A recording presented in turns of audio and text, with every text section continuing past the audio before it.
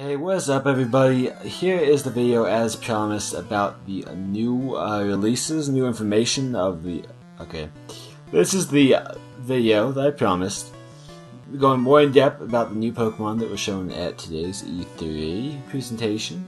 I realized that there was actually a video that was uploaded not too long after the presentation that shows all of them. It was already prepared, so I'm pretty sure that it was completely planned. Honestly, I was kind of expecting that it was, but it doesn't really matter whether it was or not. Also, I ask you forgive me for my backing check. What can I say? I like the first generation. That being said, we're just gonna go directly into it, and I think there's really some really good abilities here. Three of these Pokemon I'm about to show you out of the four have definite excellent abilities, even if a bit perplexing in the case of Pekka-Peak, for example. Keen Eye, pretty boring, can't drop accuracy, blah blah blah, yada yada, all that crap. But, and it's something super common on bird types, or flying type Pokemon, bird Pokemon is what I meant to say, but something that is not so common is a Skill Link. I'm probably wrong, but the only ones I can think of that have Skill Link are Cinccino, up until now, Cinccino, Cloyster, and Mega Heracross. There might be one I'm missing out there, but I'm not sure that I am. But it's very weird to see a flying type Pokemon have it, let alone a starter bird or a starting bird. We'll have to see what it gets. There's a few things it could probably get, like what would be a good one? Fury Attack, maybe. I'm trying to think of all the multi-hit moves. I think there's a few flying moves that are multi-hit, but their names escape me. I have a few in mind, but I'm not sure they are, and I don't want to be the idiot that names the wrong move. So yeah, that's interesting. I'm definitely interested to see what this thing gets in the move pool to justify a Skill Link. Then now we can move on to our Yungoos with Stakeout and Strong Jaw. Strong Jaw, pretty boring ability. 50% increase of damage on all moves that are biting moves. So Crunch, Ice Fang, Poison Fang, Fire Fang, Thunder Fang, Bite, etc. I think that's actually all of them, but you get my gist. But the weird thing, or the really awesome thing, the reason this has an awesome ability in my opinion, is the ability Stakeout, which is proprietary to this one. First one to ever get it, maybe it will be retrofitted onto other Pokemon.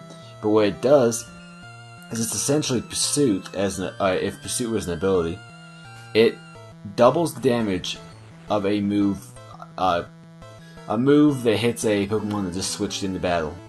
So, say that this is a normal type, so there's not really anything that's going to switch out in fear of being hit super effective. But let's say that, just for the timeliness, let's say that you have a Pekka-Peak on the other side of the field. Your opponent has a Pekka-Peak, you have a Yungoos. For some reason or another, your opponent wants to switch out the Pekka-Peak, and you have a Stakeout. Then whatever move you're about to use is going to do double damage to whatever Pokemon is switched in on it. That is an excellent ability. I do like it. I think it's a cool ability. This one is the most uninspired one. You'll forgive me saying. Grubbin, bug type Pokemon. Really kind of reminds me of, though it has Swarm. Swarm is not particularly the most excellent ability. It's one that basically all bug types get. Increases your attack power by 1/3, I believe, when you're at under 1/4 health. It's basically gonna be Torrent because I'm a Water Starter user. That's basically what it is. If I remember correctly, I didn't look it up, but I'm pretty sure that's exactly what it does. And our last Pokemon has already been people have known about it for a good long while now. But the ability is something that I think really bears explaining. It is called Soul Heart, as you can see right here. It's on Magearna. And what Soul Heart does, it's basically a better form of Moxie, which is kind of funny. I just realized there's a Krookodile on the other side of the field, and a Pangoro. Both of them can get Moxie. Go figure. But this thing basically, it's a better form of Moxie, because what it does is when a Pokemon faints in the area, which basically means in the battlefield, so whether it be doubles, triples, single, rotation, any battle type that you're going to be in, if a Pokemon faints, it gets a +1 increase to special attack So it's a special attack version of Moxie. The reason why I say it's better than Moxie, though, is that it accounts your own Pokemon fainting. So if it's an excellent ability to have, if you're trying to make a comeback. These two Pokemon are already screwed as they're both Dark types already, so one Dazzling Gleam's gonna take them both out. But add this thing's presumably having a pretty high base special attack in the first place. Adding +1 to that, thing's just gonna wreck them. But that's actually kind of beside the point. But I really like Soul Heart. I think it might be a little broken. I know that a lot of people banned Moxie, and I could see it being banned as well as an ability, which would really be tough luck for it, because I believe it's the only ability it gets. So basically, automatically put it to Ubers. Even if it doesn't deserve it on stat, it would be put to Ubers on ability. Not sure if that's what it's going to be, but that's kind of my speculation on it. And lastly, what we have is our free-for-all mode, the 4-player Battle Royale mode, which was announced earlier today at E3.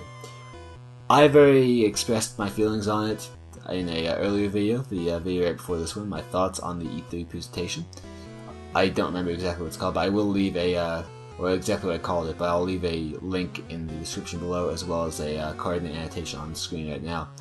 So, what this thing does, excellent. It's exactly what I would have expected a free-for-all match to look like, a purpose-built free-for-all match. I'd say it's better than the impromptu free-for-alls that people do, which is just going to multi-battle and everyone attacks everybody.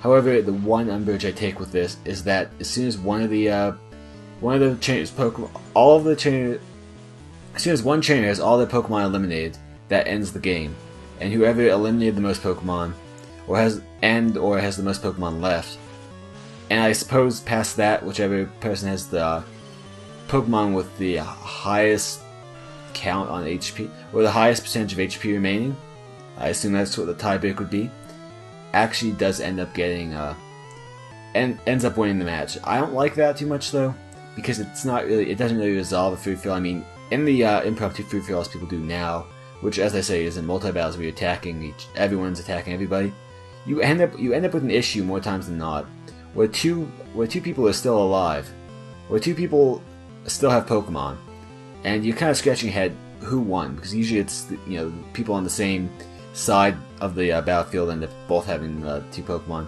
or however many have Pokemon left over, and it's like, how do we figure this out? So they usually drop into a single battle to figure it out. Issue with this is that this literally makes that exact problem happen, but by the rules themselves forces you to have 3 winners.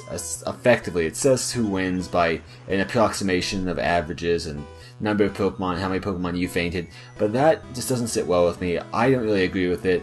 There's just too many variables in it. You don't know how the battle would have went had it went on an extra, 5-6 turns.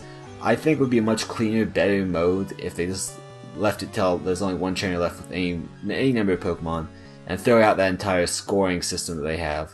I think that it's simpler. I think the way they do it now would only lead to things being contested, and unlike when you have the scenario with two people basically ending up in a tie, you're going to have 3 people ending up in a tie, and unless you're going to introduce a free-for-all with only 3 people, you're not going to be able to resolve it as simply as people do now. So it's actually a step forward as well as a small step back, but it shows they're going in the right direction. Hopefully there's a way to change the rules where all of the Pokemon must be fainted for you to win. I don't think there will be, but that's kind of what I'm hoping. And I have now spent an inordinate amount of time on this Battle Royale conversation. I hope you all did enjoy the video. If you did, please remember to hit that like button. Subscribe if you haven't already for more Pokemon content, as well as content from other games which I do enjoy playing.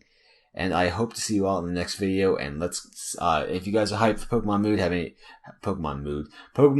Sun and Moon, and if you have anything to say, comments, concerns, anything at all, make sure to comment below. I do get back to all my comments. And thank you all very much for watching.